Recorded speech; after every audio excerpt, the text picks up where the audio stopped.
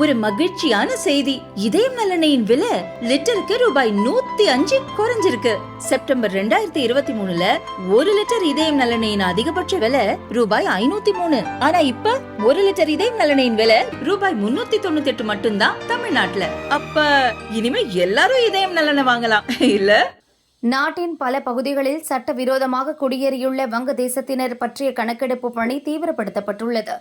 போலி ஆவணங்கள் மூலம் நம் நாட்டிற்குள் நுழைந்து இங்கேயே தங்கியுள்ள வங்கதேசத்தினரை வெளியேற்றும் நடவடிக்கைகள் மேற்கொள்ளப்பட்டு வருகின்றன.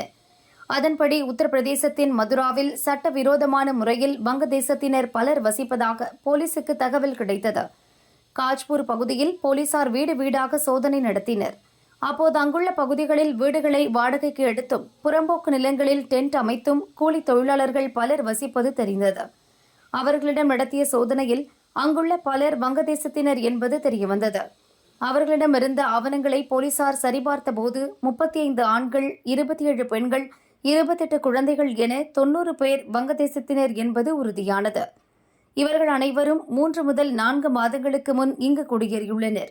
இதற்கு முன் பீகார், ஜார்க்கண்ட், மேற்குவங்கம் உள்ளிட்ட மாநிலங்களில் வசித்து வந்துள்ளனர்.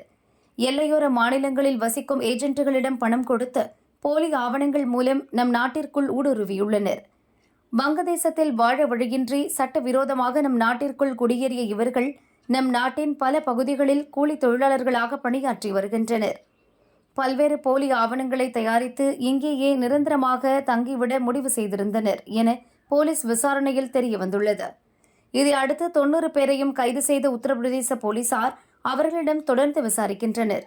அவர்களை இந்தியாவிற்குள் நுழைய உதவிகளை செய்த ஏஜென்ட்டுகள் குறித்தும் விசாரணை நடக்கிறது.